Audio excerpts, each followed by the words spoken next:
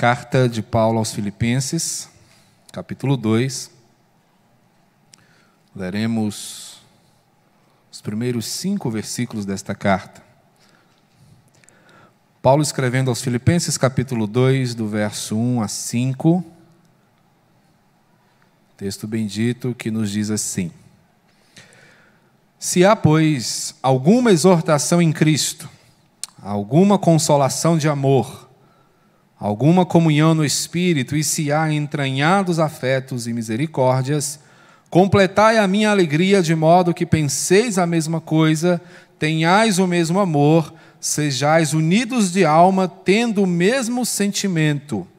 Nada façais por partidarismo ou vanglória, mas por humildade, considerando cada um os outros superiores a si mesmo. Não tenha cada um em vista o que é propriamente seu, senão também cada qual o que é dos outros. Verso 5, tende em vós o mesmo sentimento que houve também em Cristo Jesus. Vamos ler juntos este último versículo, verso de número 5. Tende em vós o mesmo sentimento que houve também em Cristo Jesus. Feche os seus olhos, ore comigo brevemente. Pai amado, obrigado por tua palavra que nos desafia, que nos encoraja, que nos aprimora. Seja, portanto, meu Deus, o Senhor servido em nos ensinar nesta noite, para que o nosso coração, ó Deus, refeito pela tua instrução, siga, ó Deus, a sua trajetória, sendo um canal de bênçãos por onde quer que ele passe. Isso nós te pedimos, em nome e por amor de nosso Senhor e Salvador Jesus Cristo. Amém. Você já foi a um hospício? Determinado homem foi a um hospício. E o enfermeiro que o recebeu caminhou com ele pelas instalações daquele lugar, mostrando-lhe como tudo funcionava, quais os setores, e também apresentando aqui e ali algum ou outro paciente. Só que aquele homem ficou intrigado ao perceber que havia uma desproporção enorme entre o número de internos, ou seja, de pacientes, que ficavam andando pelos corredores, conversando sozinhos, fazendo aquelas coisas próprias de loucos, e o pequeno número de funcionários. Aquilo o encheu de medo. E ele ficou preocupado e não resistiu e disse: olha, deixa eu te fazer uma pergunta, está me incomodando demais o que eu estou vendo aqui. Vocês não têm medo de que esses loucos se unam e agridam vocês? Vocês estão em muito menor número. E o enfermeiro, então, sorrindo, disse para ele: não, fique tranquilo, não tem problema não. Sabe por quê? Os loucos nunca se unem. Os loucos não se unem.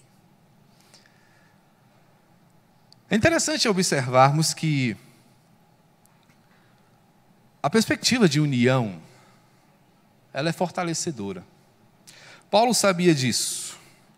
Paulo, quando escreve esta carta, ele está preso, Timóteo está com ele, o acompanhando naquela situação, e ele escreve aos Filipenses para agradecer-lhes, para reconhecer o favor daqueles irmãos na vida de Paulo, mas também ele tem algumas perspectivas que ele destaca com muita propriedade para os irmãos de Filipos. E uma delas é a unidade dos cristãos na sua luta cotidiana, no desenvolvimento da sua missão. E Paulo vai falar dessas coisas de uma maneira tão forte, ele encoraja essas pessoas, ele exorta, ele orienta, chegando ao ponto até mesmo de fazer um determinado apelo, diz: olha, completem a minha alegria, de forma que vocês vivam unidos, que vocês vivam juntos, que vocês façam disso uma maneira própria do seu viver e do seu caráter. Por isso ele diz aqui no versículo 2, completem a minha alegria, de modo que vocês pensem a mesma coisa. E fechando essa pequena perícope, lá já no início da perícope seguinte, ele diz: olha, tende em vós o mesmo sentimento que houve também em Cristo Jesus. Paulo conclui e inicia uma nova seção do texto, mostrando que Cristo de fato é o exemplo para uma vida marcada pela unidade. E assim, Paulo passa a mostrar a esses irmãos que Jesus tem pleno interesse em unificar a sua igreja. Jesus é aquele que unifica a sua igreja. Jesus quer a sua igreja unida, fortalecida, capaz de fazer tremer as bases do inferno pela sua unidade. Jesus unifica a sua igreja. E como ele faz isso? É importante que nós tenhamos em mente os propósitos do Senhor e a maneira com a qual ele nos exorta a vivermos unidos. E vamos perceber que Jesus unifica a sua igreja por meio, primeiramente, de uma unanimidade corajosa. É interessante que nós percebamos que ser unânimes nos é algo muito desafiador. Alguns dizem que toda unanimidade é burra. Mas eu diria que a unanimidade, dentro da perspectiva de Cristo, ela é um desafio para nós. Não é a primeira vez que Paulo se depara com uma igreja com tendências separatistas, com uma igreja que pende para o cisma, para a desunião, para um racha. Por isso ele encoraja a igreja a se unificar. E para que uma igreja se unifique, especificamente dentro das perspectivas de Jesus, é necessário que ela tenha a coragem de ser unânime. Quando Paulo fala em unanimidade, ele está pensando na ideia de que aqueles irmãos devem ter a mesma mente. O termo, na língua original, que nos mostra isso, vai nos apresentar a ideia de que aquelas pessoas deveriam pensar juntas, pensar a mesma coisa, seguir na mesma direção. Isso significa, se temos Jesus como uma referência para a nossa unidade, pensar exatamente como ele. Esta é a perspectiva do apóstolo, quando ele diz: pensem a mesma coisa. Tenham o mesmo amor. Sejam unidos de alma, tendo o mesmo sentimento. O que Paulo está pensando quando diz estas coisas àqueles irmãos é que eles deveriam agir como Cristo. Afinal, eram cristãos, pequenos cristos, semelhantes a Ele, agindo como Ele. E como foi que Cristo agiu em relação a nós? Amando-nos profundamente. E é este amor que Paulo espera que aqueles irmãos desenvolvam. Um amor que seja sacrificial, um amor que se entregue, um amor que dê preferência. Um amor que sirva de exemplo, porque Cristo foi aquele que tomou a iniciativa de ensinar como se deve amar.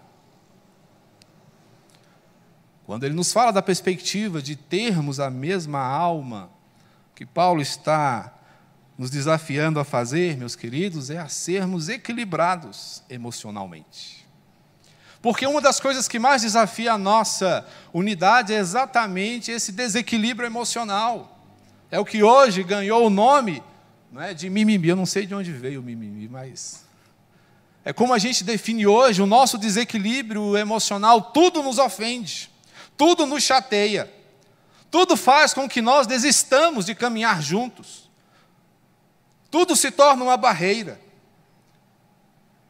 Se alguém não concorda comigo, eu começo a achar que eu não sou amado, que eu não sou querido. Não sabemos mais discordar e seguir juntos.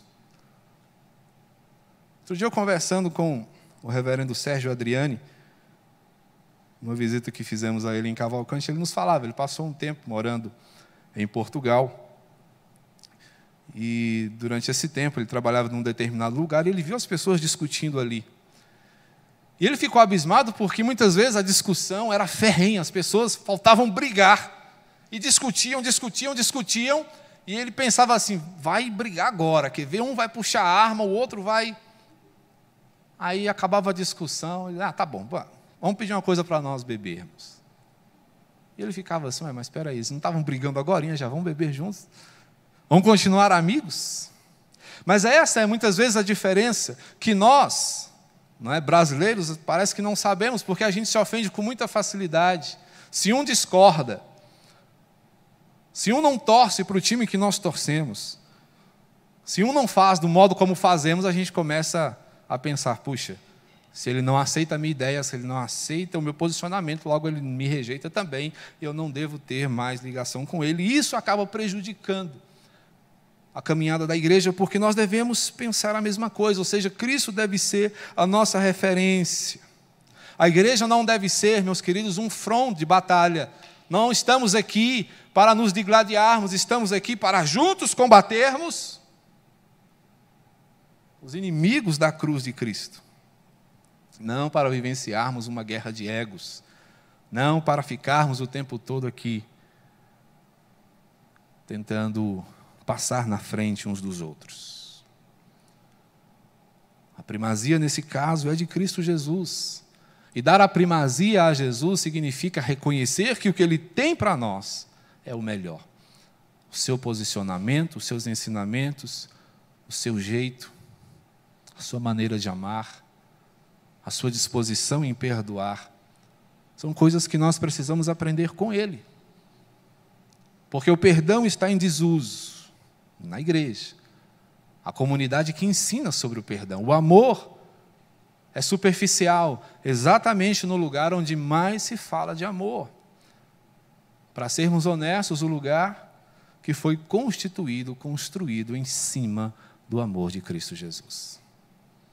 Portanto, Jesus, ele unifica a sua igreja, desafiando esta igreja a desenvolver uma unanimidade corajosa, a serem fortes e capazes de pensarem a mesma coisa, de renunciarem seus jeitos, suas preferências, para dar primazia a Cristo Jesus. Mas Jesus unifica a sua igreja não apenas por meio dessa unanimidade corajosa, mas também por meio de uma humildade poderosa. É um contraste interessante falar de humildade e poder, porque o termo humildade, ele é bastante desafiador para nós. Porque quando pensamos em humildade, logo vem à nossa mente a figura de alguém fraco, de alguém sem expressão, de alguém que não consegue se impor. Reverendo Hernandes vai dizer que o termo humildade foi cunhado para o cristianismo. O pensamento antigo e odierno, presente no mundo, ele é completamente avesso à humildade. Ser humilde é ser fraco. Ser humilde é deixar que os outros passem por cima. Falando aqui em termos bem populares, ser humilde é ser besta. Mas você é besta demais. Eu não deixava. As pessoas estão cada vez mais positivas. E ser positivo, no sentido que eu estou falando, é ser aquele que não leva desaforo para casa. Isso é ser positivo, ou seja, algo totalmente negativo é tido como positivo. Mas a humildade vai nos levar a um nível diferente. Porque quando Paulo nos fala de humildade, ele vai dizer, olha, abandonem o partidarismo, abandonem a vanglória, mas façam as coisas por humildade, considerando cada um os outros superiores a si mesmo. O que isso significa? Significa que nós devemos ser as pessoas que dão a preferência. É isso que nos distingue como cristãos. Dar licença, honrar o outro, ser bênção na vida dele. A humildade para o mundo é vergonhosa, mas para a igreja é o seu qualificativo. A igreja é reconhecida por sua humildade. Para o mundo é a condição do escravo, daquele que não tem vontade própria, daquele que não decide. Mas para a igreja é a condição daquele que serve. É o fraco que se torna forte. É aquele que passa por um raio-x no seu coração e, a partir da prática da humildade, ele se reconhece e percebe as suas grandes necessidades. Porque a humildade vai nos mostrar exatamente como somos. E se temos a dificuldade de praticá-la, é porque realmente nós precisávamos fazê-la. Porque a humildade vai mostrar para nós quanta resistência ainda repousa em nosso coração, quando o desafio é o de dar preferência ao outro, de dar razão ao outro, de dar o melhor ao outro. Portanto, a humildade nos elucida, ela mostra quem somos. Mas a palavra de Deus vai nos mostrar que quem se humilha, confia. Pedro vai dizer que quem se humilha é exaltado debaixo da potente mão do Senhor. Então, aquele que tem a coragem de se humilhar está protegido pelo poder do Senhor. Por isso a humildade é poderosa, e é desta forma que o Senhor unifica a sua igreja. Uma igreja de ânimos exaltados, uma igreja que não concorda, uma igreja que não possui o mesmo pensamento, é uma igreja que se enfraquece. Porque quando ânimos se exaltam, quando egos assumem o primeiro lugar em tudo, nós começamos a nos distanciar da vontade de Cristo Jesus. Mas quando nos humilhamos, nós percebemos que o poder não é nosso, mas de Cristo. Quando nos humilhamos, nós não estamos deixando de lutar por aquilo que acreditamos. Quando nós nos humilhamos, nós não estamos simplesmente sendo omissos ou passivos, mas estamos confiando que o Senhor nos conduzirá ao propósito desejado. E é assim que o Senhor Jesus unifica a sua igreja. Paulo experimentava isso na sua própria carne, porque ele estava em um lugar que ele obviamente não desejaria estar, passou por situações que ele não desejaria passar, viveu momentos que ele não desejaria viver, mas por sua condição humilde, por seu caráter simples, ele percebeu que mesmo naquelas oportunidades, como aqui nesta prisão, ser um grande propagador da verdade de Cristo. Vimos nesta manhã, enquanto introduzíamos a segunda carta que ele escreve a Timóteo, que durante o tempo dessa prisão, quando ele escreve esta carta, ele teve a oportunidade de evangelizar toda a guarda do imperador. Sem humildade, irmãos, não há como sermos bênção na vida de ninguém. Sem humildade, não há como nós sermos a igreja que nós podemos ser. Porque sem humildade a igreja não se unifica. E se a igreja não se unifica, ela não representa Cristo adequadamente. Mas Jesus segue unificando a sua igreja, por meio de uma unanimidade corajosa, através de uma humildade poderosa, mas também por meio de uma hombridade criteriosa. A hombridade é um termo rico em significados, mas ela tem um significado interessantíssimo que cabe muito bem ao nosso propósito aqui. Porque é a qualidade de alguém que possui grandeza de ânimo, caráter reto. Alguém que é reconhecido por sua retidão em todas as coisas.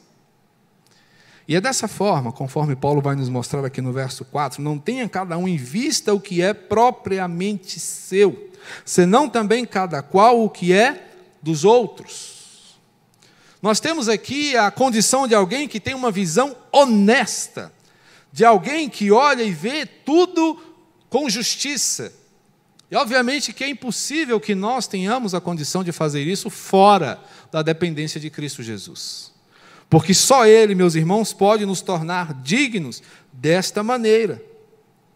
Portanto, Paulo está falando de uma vida pautada numa adequada relação com o outro.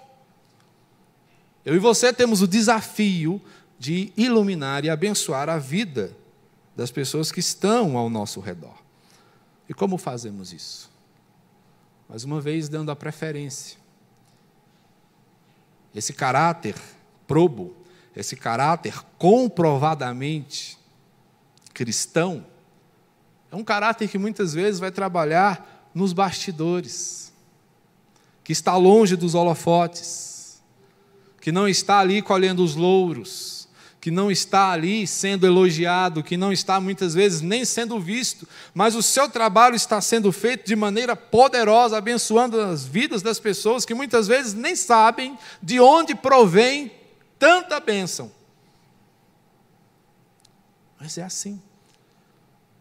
Às vezes, trabalhar em silêncio produz mais ruído do que anunciar aos quatro ventos aquilo que você está fazendo. Nós precisamos nos lembrar destas coisas, porque um caráter reto, ilibado, é um caráter que tem como perspectiva o interesse pelo bem do outro. Jesus unifica a sua igreja por meio da nossa capacidade de nos interessarmos. E aí o que nós precisamos fazer, meus irmãos, é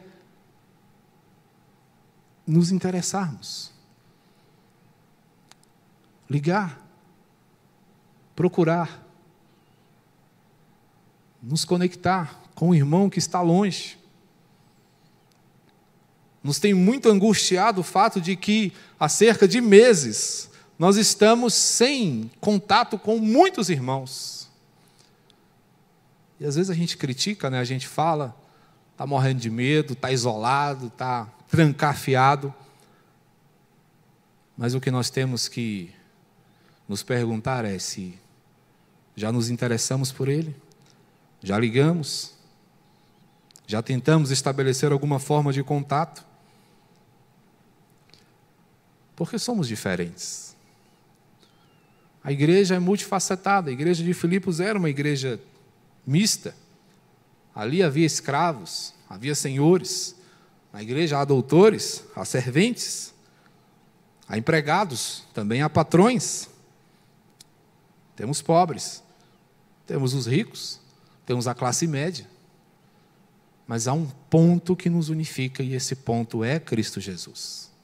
E se Ele é o centro da nossa fé, se Ele é a razão pela qual nós estamos aqui, nós precisamos passar por cima de todas estas coisas e não permitir que elas sejam barreiras para nós. Não deixar que elas nos impeçam de sermos quem fomos chamados para ser, parecidos com Jesus. Sem humildade é impossível.